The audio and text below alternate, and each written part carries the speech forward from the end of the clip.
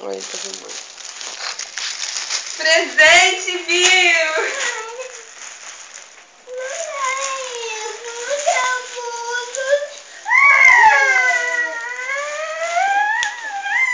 Ô Bill, o que você achou do seu presente?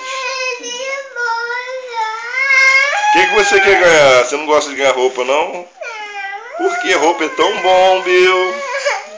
Tem certeza? O que você quer ganhar? Uma camisa? Uma calça? Mas roupa o que é presente? É um presente de mentirinha. Você não deu trem pra mamãe? De quando a mamãe era menina? Eu tô te dando uma roupinha.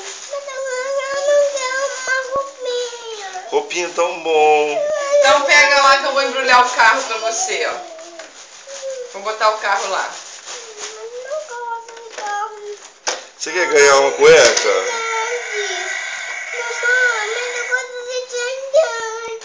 Você quer ganhar uma cueca, Bill, de presente? Você quer ganhar uma calça? Uma bermuda? Uma roupa de cama? Pede dinheiro, que o dinheiro você compra o que você quiser. O que você quer ganhar?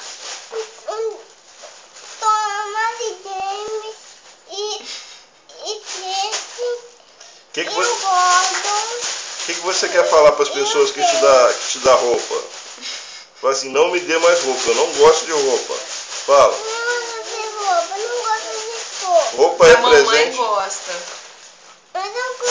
Fala assim, roupa é presente de pobre.